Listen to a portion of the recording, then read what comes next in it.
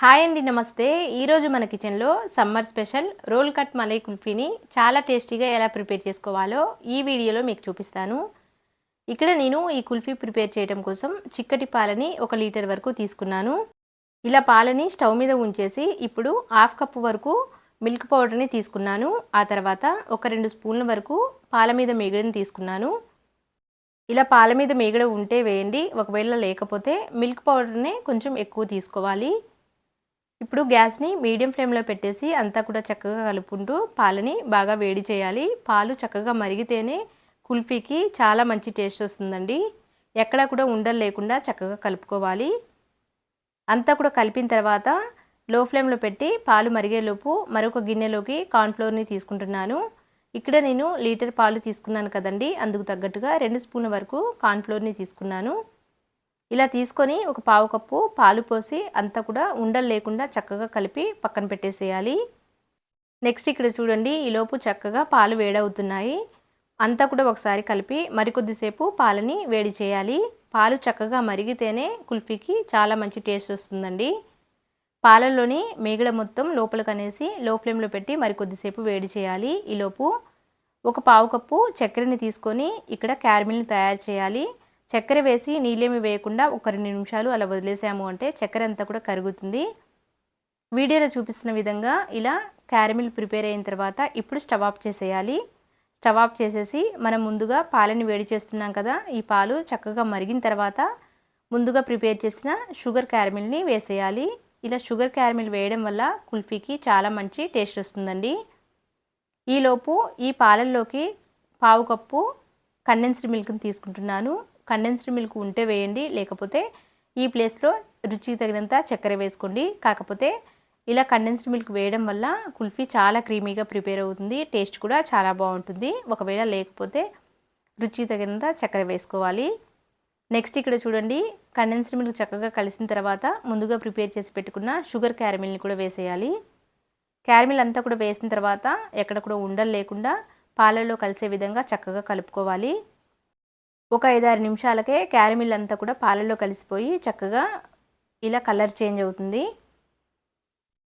ఇలా కలర్ మారిన తర్వాత మరొక 5-6 నిమిషాల పాటు పాలని మరిగించి ఆ తర్వాత ముందుగా కలిపి పెట్టుకున్న కార్న్ఫ్లోర్ మిల్క్ని కూడా వేసేయాలి. కార్న్ఫ్లోర్ మిల్క్ వేసిన తర్వాత పాలు చిక్కబడతాయి కాబట్టి ఎక్కువసేపు ఉంచిన అవసరం లేదు. ఈ కార్న్ఫ్లోర్ మిల్క్ వేసిన తర్వాత ఒక 5-6 నిమిషాల పాటు లో ఫ్లేమ్లో పాలని మరిగించుకోవాలి. ఇలా రోల్ కట్ మలై కుల్ఫీని ప్రిపేర్ చేసినట్లయితే మనం బయట కొనే పని లేకుండా ఇంట్లోనే చాలా ఈజీగా ప్రిపేర్ చేసుకోవచ్చండి. చాలా టేస్టీగా కూడా ఉంటుంది. సమ్మర్ సీజన్లో ఇలా ప్రిపేర్ చేసి పిల్లలకి ఇస్తే చాలా ఇష్టంగా తినేస్తారు. ఇక్కడ చూడండి, ఒకసారి కన్సిస్టెన్సీ చెక్ చేస్తున్నాను. గరిటెతో ఇలా కలిపిన తర్వాత వెనక వైపు తిప్పి వేలితో గరిటె పైన ఇలా అనాలి. ఇలా అంటే లైన్ కరెక్ట్గా పడింది అంటే రోల్ కట్ మలై కుల్ఫీకి కరెక్ట్ కన్సిస్టెన్సీ అన్నట్లు. ఇప్పుడు స్టవ్ ఆఫ్ చేసేసి పక్కకు దించి పూర్తిగా చల్లారనివ్వాలి. పూర్తిగా చల్లారిన తర్వాత ఈ మిశ్రమాన్ని అంతటిని కూడా మిక్సీ జార్లో వేసి ఒకసారి బ్లెండ్ చేయాలి.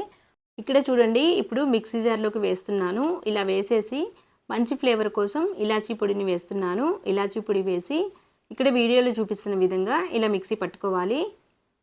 ఆ తర్వాత ఈ మిశ్రమాన్ని అంతటిని కూడా ఒక పొడవుగా ఉండే డబ్బాలోకి వేస్తున్నాను. ఇలా డబ్బాలో కానీ లేకపోతే మంచినీళ్ళు తాగే గ్లాస్ ఉంటుంది కదా, ఆ గ్లాస్లో అయినా వేసేయొచ్చండి. లేకపోతే కుల్ఫీ మౌల్డ్స్ ఉంటే వాటిలో అయినా వేసేయచ్చు. ఇక్కడ నేను ఫస్ట్ ఒక డబ్బాలో వేశాను. ఇలా సిల్వర్ ఫాయిల్ని పెట్టేసి పైనుంచి మూతను పెట్టేసేయాలి. నెక్స్ట్ ఇక్కడ చూడండి, కుల్ఫీ మౌల్డ్స్లో కూడా వేస్తున్నాను. ఇలా వేసేసి వీటిపైన కూడా సిల్వర్ ఫాయిల్ని పెట్టేసి పైనుంచి స్టిక్స్ పెట్టేసాము అంటే ఫ్రీజ్ చేసిన తర్వాత తీయడానికి వీలుగా ఉంటుంది.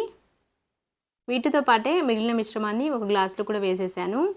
చూశారు కదండి, చాలా సింపుల్గా roll cut malai kulfi complete అవుతుంది. బయట కొనే పని లేకుండా చాలా సింపుల్ ప్రాసెస్తో ఇంట్లోనే ఈజీగా ప్రిపేర్ చేసి ఇవ్వచ్చు. ఇలా ఫిల్ చేసిన ఈ డబ్బాలని కుల్ఫీ మౌల్డ్స్ని నైట్ అంతా కూడా ఫ్రీజ్ చేసేయాలి. ఇక్కడ నేను 8 నుంచి 10 గంటల పాటు ఫ్రీజ్ చేశానండి. ఆ తర్వాత మళ్ళీ చూపిస్తున్నాను. వెంటనే తీయడానికి వీలవ్వదు కాబట్టి ఇలా చేతితో నిదానంగా రోల్ చేసాము అంటే ఒక 2-3 సెకండ్లకే కుల్ఫీని ఈజీగా డిమోల్ చేసేయచ్చు. చూశారు కదండి, చాలా ఈజీగా తక్కువ టైంలో రోల్ కట్ మలై కుల్ఫీతో పాటు నార్మల్ కుల్ఫీ కూడా ప్రిపేర్ అయింది. ఇలా ప్రిపేర్ చేసి పిల్లలకి ఇస్తే చాలా ఇష్టంగా తింటారు.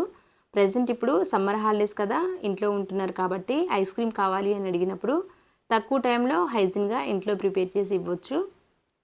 ఇక్కడ చూడండి, మధ్యలో చాకు పెట్టేసి ఇలా నిదానంగా బయటకు తీస్తే ఈజీగా డీమోల్డ్ అవుతుంది. ఇలా ప్రిపేర్ చేసిన ఈ కుల్ఫీని చాకుతో రౌండ్గా కట్ చేస్తే roll cut malai kulfi complete అవుతుంది. చూశారు కదా ఎంత క్రీమీగా ఉందో, చాలా పర్ఫెక్ట్గా కూడా వచ్చిందండి. ఒకసారి తప్పకుండా ట్రై చేయండి. ఈ సమ్మర్లో ప్రిపేర్ చేసి పిల్లలకి ఇస్తే చాలా ఇష్టంగా తినేస్తారు.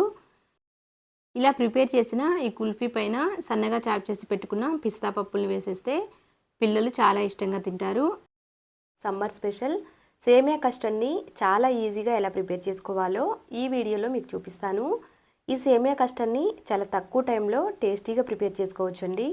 ముందుగా ఒక బౌల్లోకి 1 స్పూన్ వరకు వెనీలా ఫ్లేవర్ కస్టర్డ్ పౌడర్ని తీసుకున్నాను. ఇప్పుడు పావు కప్పు వరకు పాలు వేసి ఎక్కడ కూడా ఉండలు లేకుండా ఇలా కలిపి ఈ గిన్నెను పక్కన పెట్టేసేయాలి. నెక్స్ట్ ఇప్పుడు స్టవ్ మీద అడుగు మందంగా ఉండే ఒక గిన్నెను పెట్టి 1 స్పూన్ వరకు నెయ్యిని వేసేయాలి.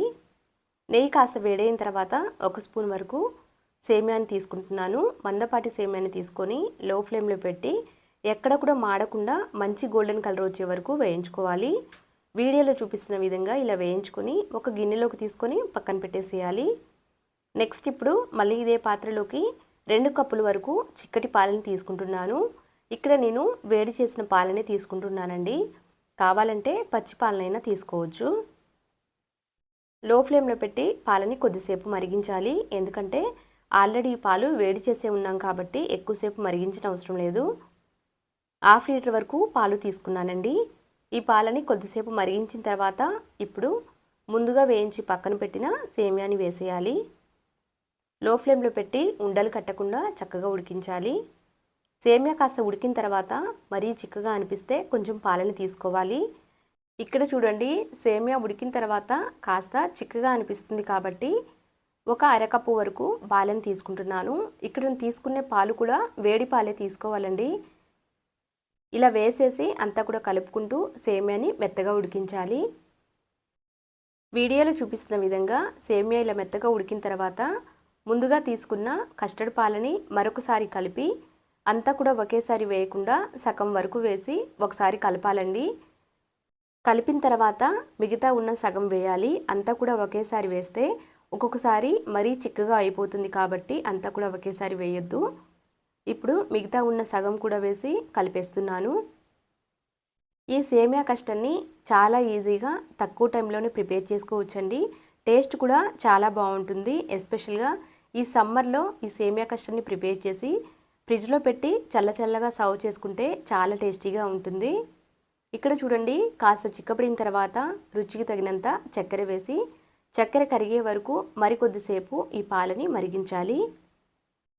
వీడియోలో చూపిస్తున్న విధంగా సేమియా మెత్తగా ఉడికి ఇలా చిక్కబడిన తర్వాత ఇప్పుడు స్టవ్ ఆఫ్ చేసేసి పక్కన పెట్టి పూర్తిగా చల్లారనివ్వాలి.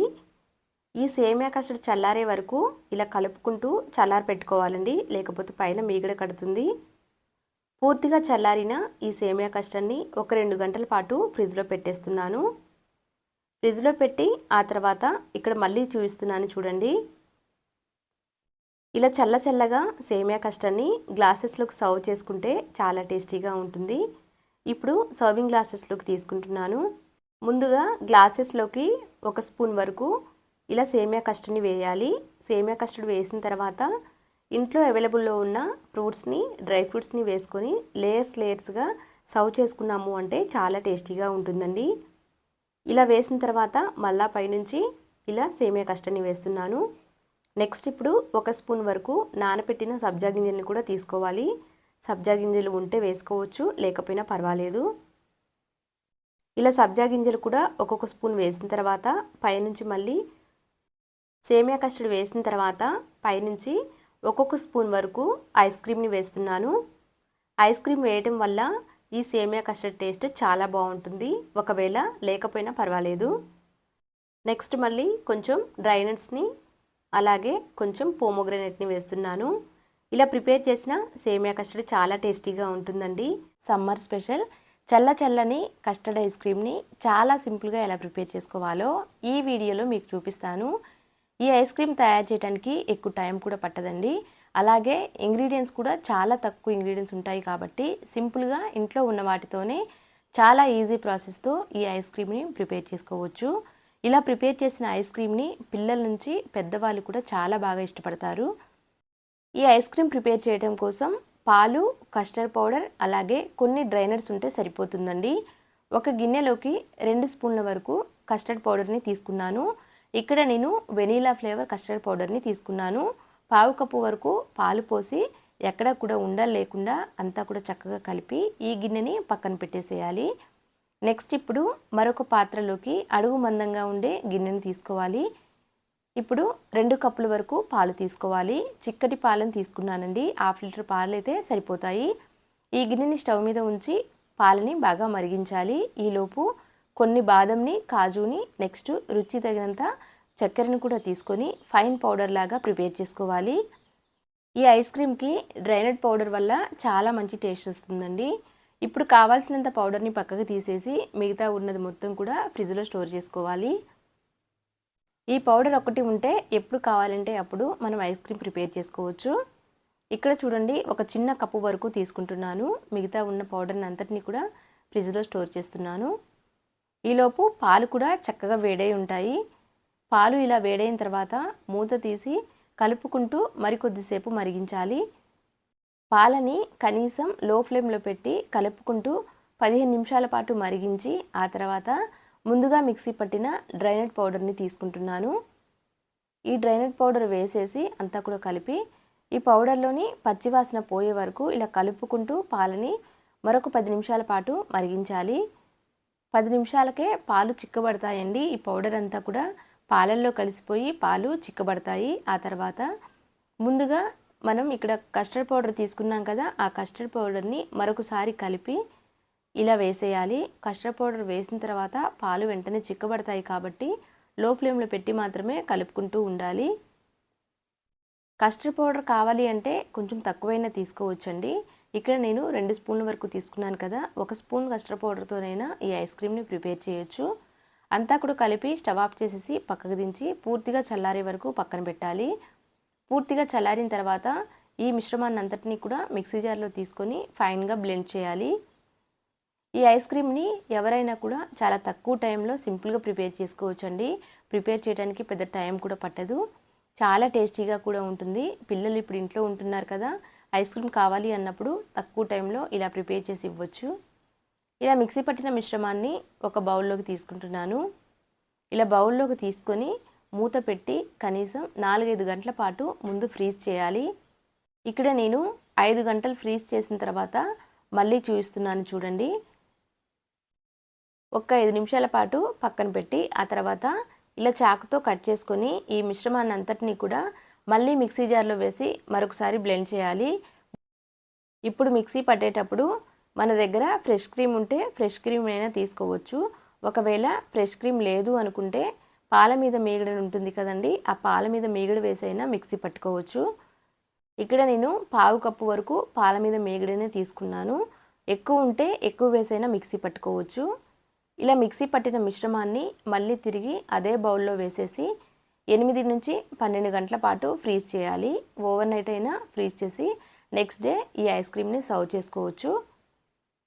ఇలా వేసిన తర్వాత ఇప్పుడు పైనుంచి సిల్వర్ ఫాయిల్ని పెడుతున్నాను. ఇలా అల్యూమినియం ఫాయిల్ని కానీ లేకపోతే బటర్ పేపర్నైనా పెట్టేసి మూత పెట్టి 8 నుంచి 12 గంటల పాటు ఫ్రీజ్ చేయాలి. అప్పుడు ఐస్ క్రీమ్ పర్ఫెక్ట్గా వస్తుంది. ఇక్కడే చూడండి, నేను రాత్రంతా కూడా ఫ్రీజ్ చేసి నెక్స్ట్ డే మార్నింగ్ చూపిస్తున్నాను. ఫ్రిడ్జ్లో నుంచి తీసిన వెంటనే సర్వ్ చేయకుండా ఒక 5-6 నిమిషాల పాటు పక్కకు పెట్టి ఆ తర్వాత మూత తీసి చూస్తే చూడండి ఐస్ క్రీమ్ ఎంత పర్ఫెక్ట్గా ప్రిపేర్ అయిందో. ఒక 5 నిమిషాలు పక్కకు పెట్టడం వల్ల స్కూప్లోకి ఈజీగా ఐస్ క్రీమ్ వచ్చేస్తుంది. ఇలా స్కూప్ అవుట్ చేసుకుంటే చాలా టేస్టీగా ఉంటుందండి.